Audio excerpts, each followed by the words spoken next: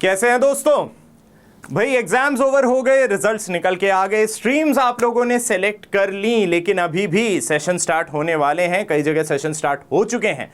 तो session start के साथ ही थोड़ा बहुत एक और कंफ्यूजन अभी दिमाग में आ गया होगा, क्योंकि शर्मा जी के बेटे ने ले ली है साइंस या माथुर जी की बेटी ने ले ली है ह्यूमैनिटीज। तो अब इस दुविधा में बैठे हैं कि यार कहीं हमने कॉमर्स लेके गलत तो नहीं कर दिया। भाई कॉमर्स लेने के क्या फायदे हैं ये तो हमारे वीडियो वाई कॉमर्स के थ्रू हम लोग आपको बता ही चुके थे।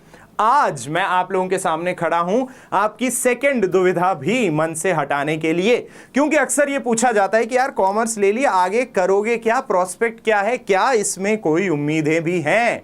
तो भैया पैसे की चकाचौंध देखने के लिए तैयार हो जाइए, क्योंकि आज मैं आप लोगों के लिए लेके आया हूं मजेदार सा एक वीडियो, जहां मैं आपको इंट्रोड्यूस करवाने वाला हूं top 10 highest paid jobs after commerce. Commerce आपने सेलेक्ट कर ली है, भले ही आपके पास मैथ्स हो या ना हो, फर्क नहीं पड़ता।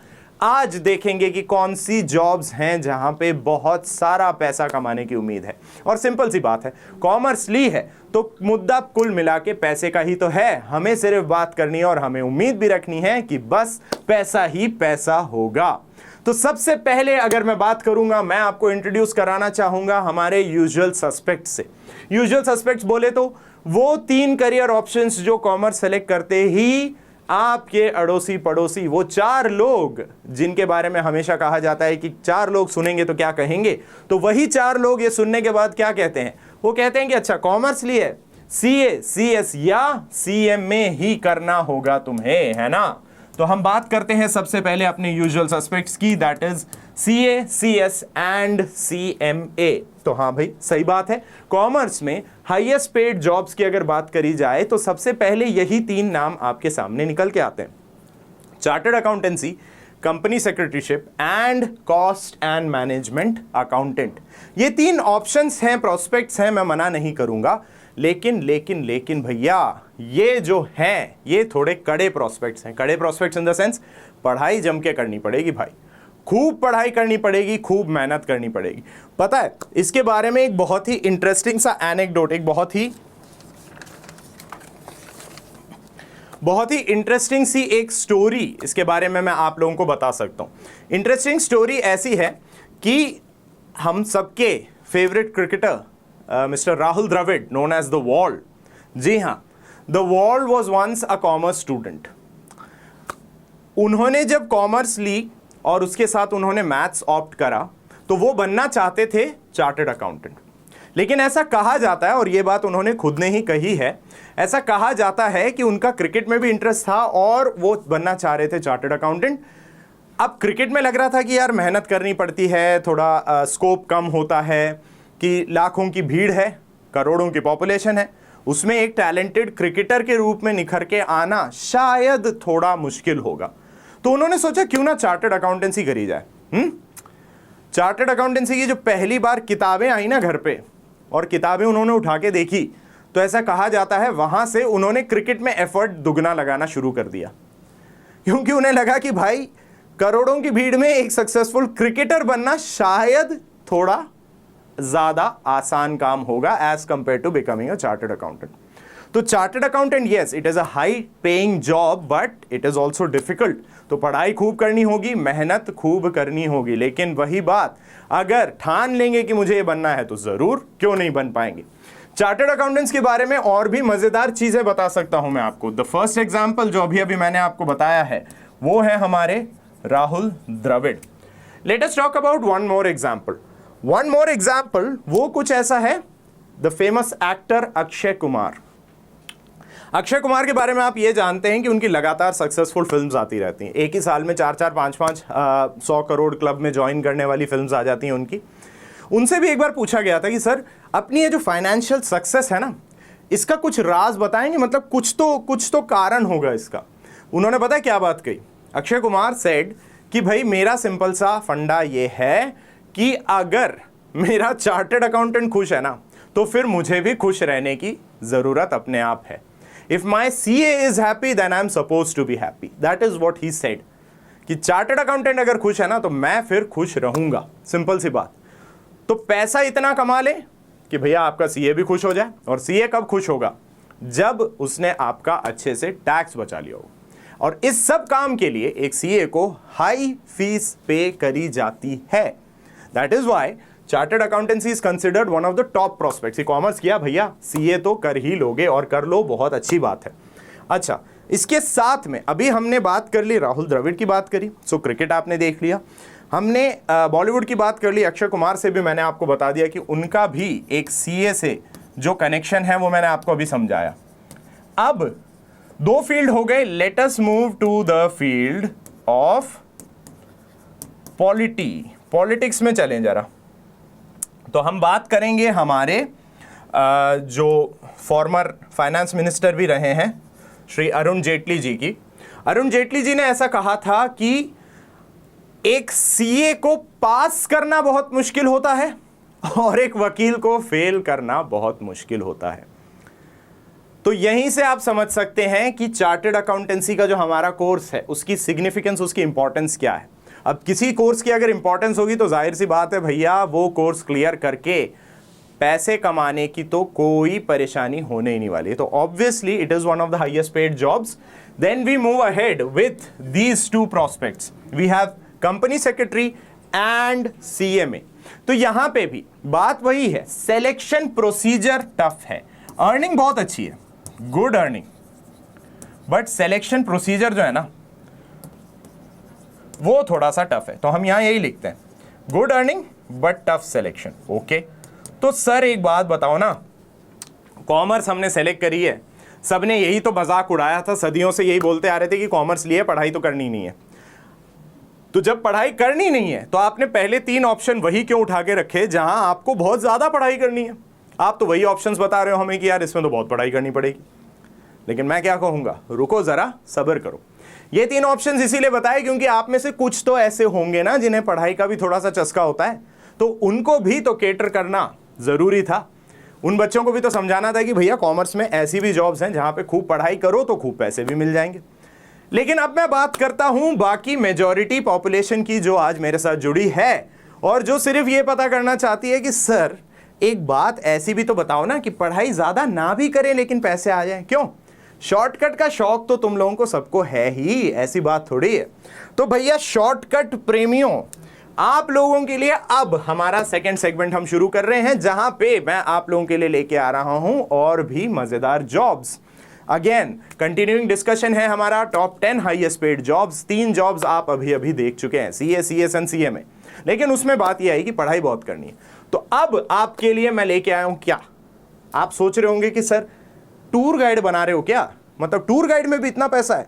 भाई देखिए, कोई काम कम नहीं होता, करने की लगन अगर होना काम को तो कोई भी काम छोटा नहीं है। लेकिन घबराओ मत, टूर गाइड नहीं बनाने लाया हूं, यहां पे मैं एक दूसरा कॉन्सेप्ट समझाने आया हूं। यहां पे मैं आप लोगों को समझाऊंगा मजेदार सा कॉन्सेप्ट। पहले जरा इस इमेज को देखिए। This image is the renowned Taj Mahal. Taj Mahal आपके सामने मैंने लाके रखा है, लेकिन ताजमहल के बारे में कुछ चीजें भी मैं आपके लिए लिख के लाया हूं। जैसे कि ताजमहल के आसपास आप देखेंगे तो कई सारे ऑप्टिकल इल्यूजन्स दिखेंगे। ताजमहल के बारे में कहा जाता है कि उसकी जो ह्यूज है, यानी जो कलर और जो शेडिंग टाइप से आपको दिखती है, वो कॉन्स्टेंटली चेंज होती रहती है। और जैसा कि आप लोगों को पता है, जो मकबरे ताजमहल के अंदर स्थित हैं, जो ऊपर दिखते हैं, वो असली मकबरे नहीं हैं। असली मकबरे नीचे, जमीन के नीचे बनाए गए हैं। अब ये सारी चीजें यहां आपके सामने लिखी हुई हैं, लेकिन प्रॉब्लम पता है क्या है? लिखी हुई चीजों से कहीं ज्यादा नोटिस दिया जाता है किन चीजों पे? विजुअल इफेक्ट्स पे, विजुअल चीजें। यही ताजमहल कभी आगरा में आप जाके देखेंगे तो ये सारी चीजें जो आपने अभी अभी पढ़ी हैं उससे ज्यादा आप रिकॉल कर पाएंगे उन चीजों को देखने पे, which is known as the 20:80 fact. अब 20:80 फैक्ट क्या है?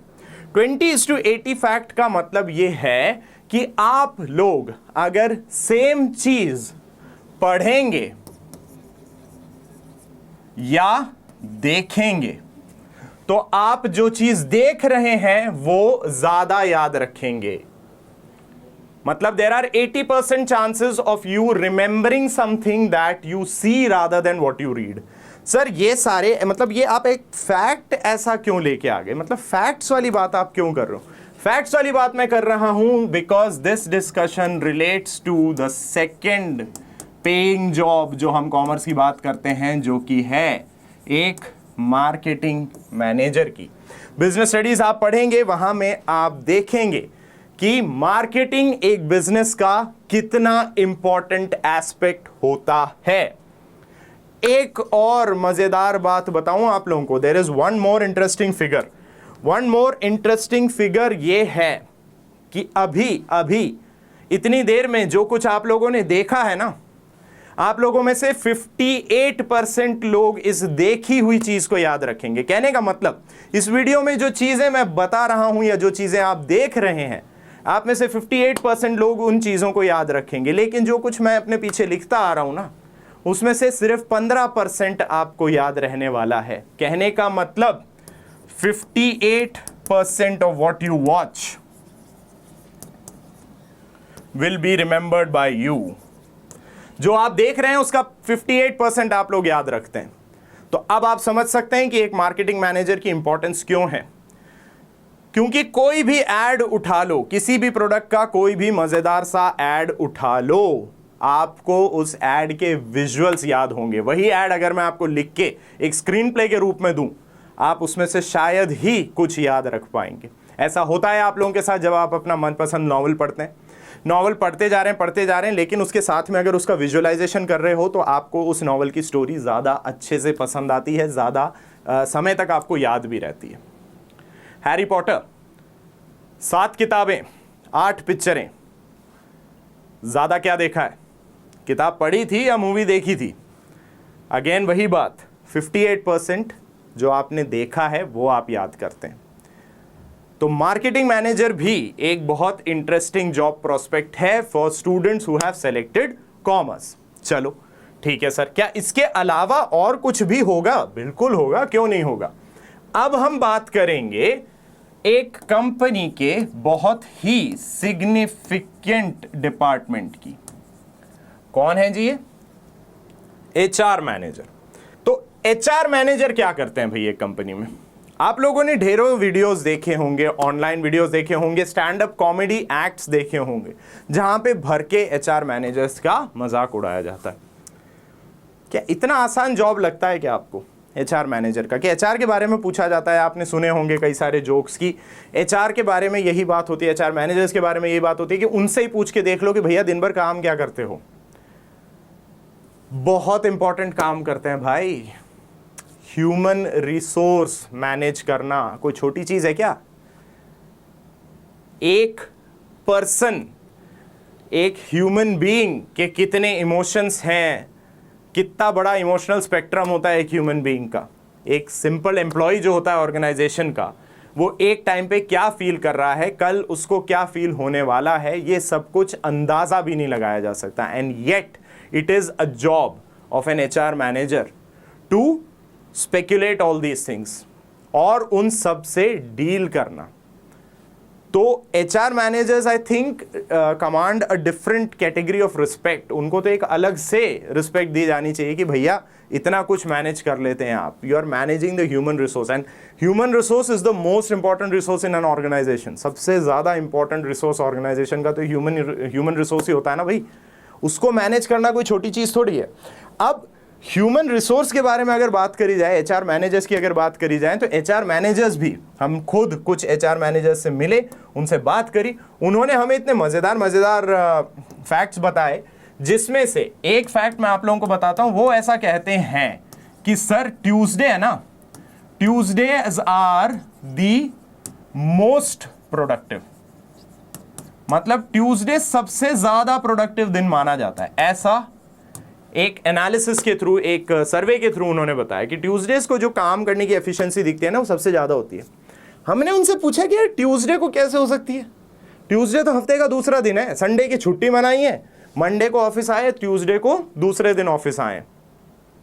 तो संडे की छुट्टी के बाद मंडे को तो आपको पता ही है ना कि ऐसे बैग घसीटते घसीटते आ रहे होते हैं ऑफिस।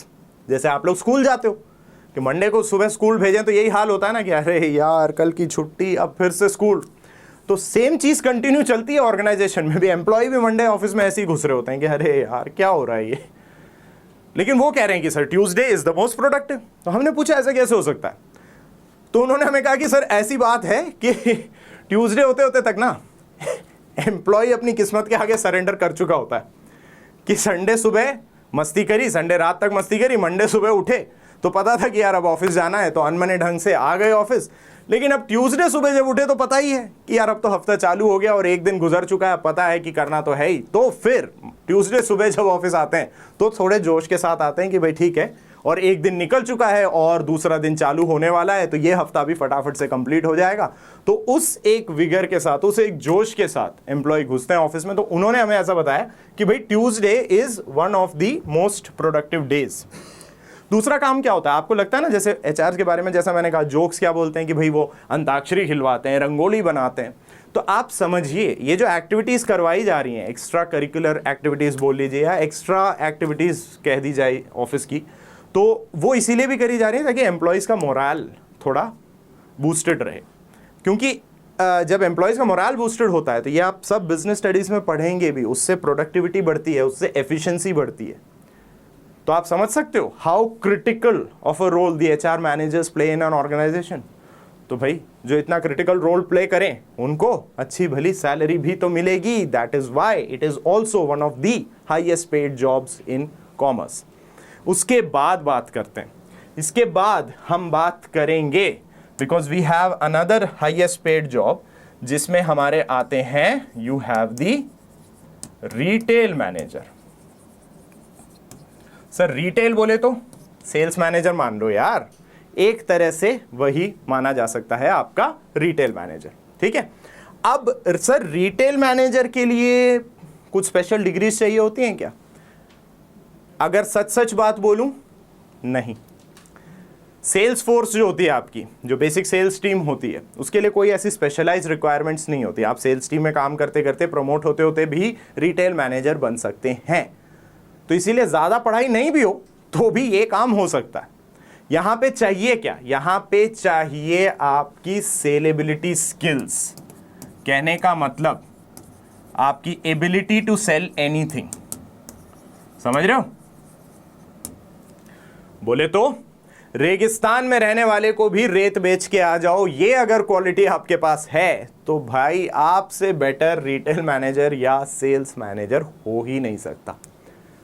तो खोजिए अपने आप के अंदर जो वो टैलेंट है आपके अंदर, उस टैलेंट को खोजिए, तराशिए उस टैलेंट को। अगर आप इस लेवल के खिलाड़ी हैं, जैसा मैंने कहा रेगिस्तान में बसने वाले को रेत बेच के आ सकते हो, तो भैया रिटेल मैनेजर आपके लिए बेस्ट ऑप्शन है।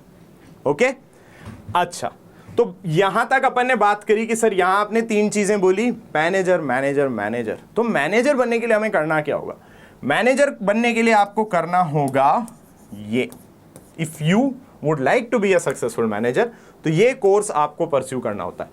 सर क्या आप भी विक्स के रणवीर सिंह की तरह यही बोलने वाले हैं कि तुम्हें एमबीए करना है, मतलब करना ही है? पापा लेकिन करूंगा ना एमबीए, बोले तो मैं बनूंगा ये है मेगा बॉलीवुड एक्टर? जी नहीं, ये है मास्टर्स ऑफ बिजनेस एडमिनिस्ट्रेशन।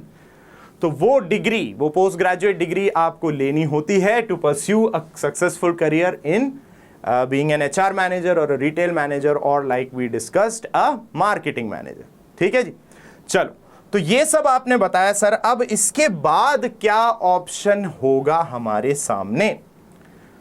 तो बात करते हैं जिंदगी ना मिलेगी दोबारा की। ऋतिक रोशन क्या थे उस मूवी में? Hrithik Roshan was a very successful, क्या थे? वो थे भाई साहब इन्वेस्टमेंट बैंकर। जी हाँ, he was an investment banker in the movie. पैसा ही पैसा।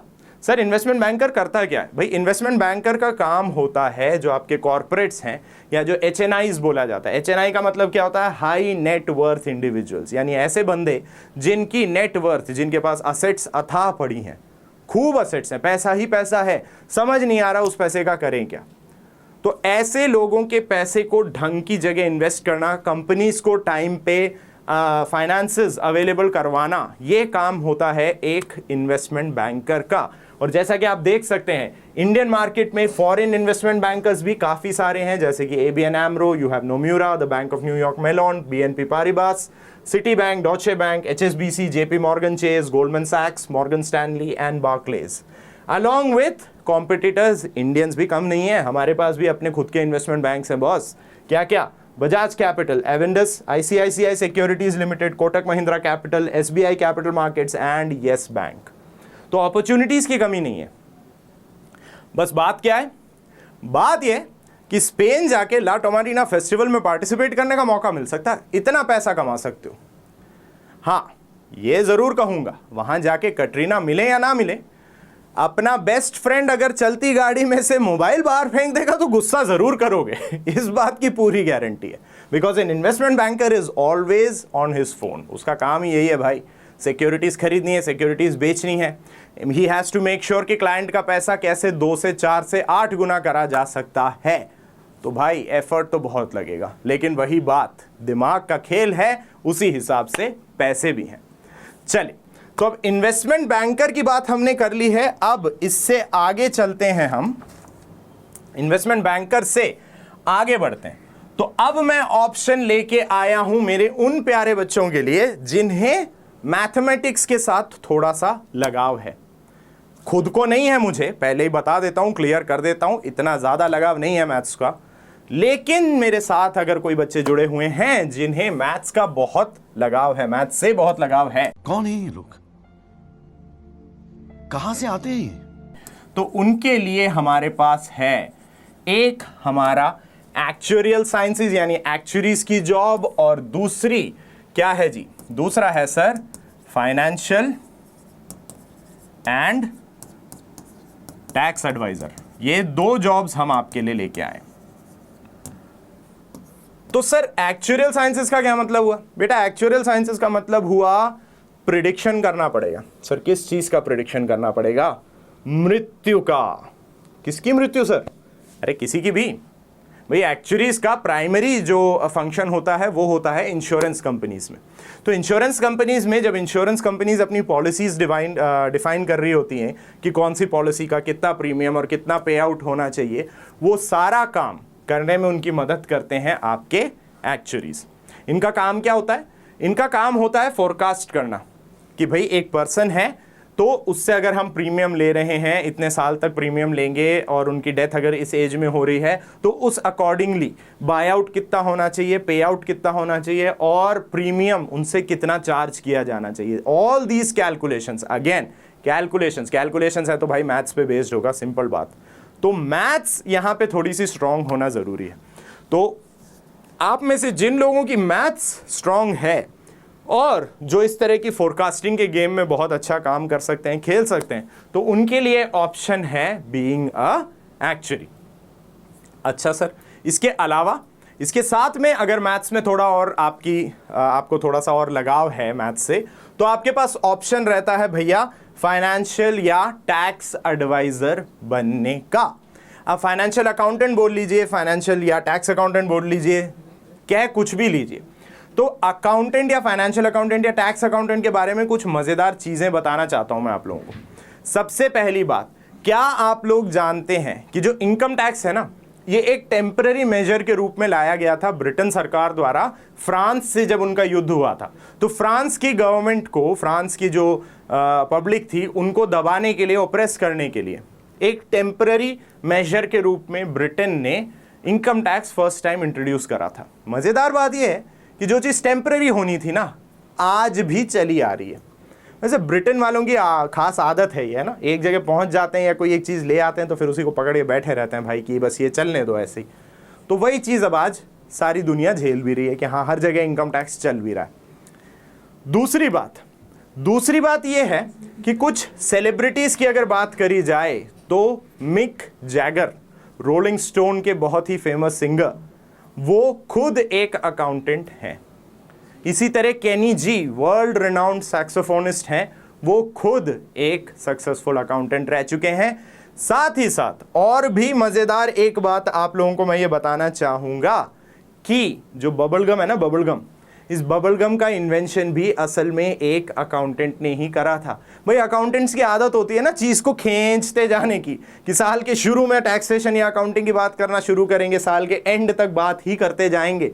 तो ये खींचने वाली आदत है, उसी आदत ने मजबूर कर दिया था बबल गम के इन्वेंशन के लिए भी। And bubble gum was also invented by an accountant only. लेकिन अकाउंटेंट सिर्फ ऐसे ही काम नहीं करते, अकाउंटेंट बहुत सिग्निफिकेंट रोल भी प्ले करते हैं। जैसे कि बात करें हम शिकागो के सबसे फेमस क्राइम लॉर्ड की, जो गैंगस्टर माने जाते हैं, एल कैपोन। उन एल कैपोन को सलाखों के पीछे तक पहुंचाने में भी अकाउंटेंट्स का ही बहुत बहुत इंपॉर्टेंट रोल रहा है। FBI की अकाउंटेंट्स की टीम ही थी जिन्होंने फॉरेंसिक अकाउंटिंग के थ्रू एल कैपोन के सारे काले कारनामे बाहर उजागर किए थे और एल कैपोन को अरेस्ट किया गया था। और अकाउंटेंट सिर्फ यही काम नहीं कर रहे, अकाउंटेंट्स एक और काम करते हैं, मज़ेदार काम करते हैं, एंटरटेनमेंट इंडस्ट्री से रिलेटेड काम करते हैं। क्या ऑस्कर अवार्ड्स याद हैं भाई? ऑस्कर अवार्ड्स के लिए जो वोटिंग होती है कि किस नॉमिनी को हमें अवार्ड दिया जाना चाहिए, उसकी काउंटिंग 9 अकाउंटेंट्स की टीम हाथों से करती है और उसमें तकरीबन 1700 घंटे का टाइम लगता है। सोच सकते हो अकाउंटेंट्स इतना इंपॉर्टेंट रोल प्ले कर रहे हैं तो भाई जाहिर सी बात है पैसे भी तो मांगेंगे। तो that is also one of the highest paid jobs in commerce. अब बात करते हैं एकदम अंत में चलते हुए। क्यों अंत में चलते हुए क्यों बोल रहा हूं मैं? क्योंकि अब हम लास्ट उस पे आ गए कि एकदम लास्ट जॉब की बात कर रहा हूं मैं आप लोगों से। तो भाई लास्ट जॉब क्या है? लास्ट जॉब नहीं है एक्चुअली।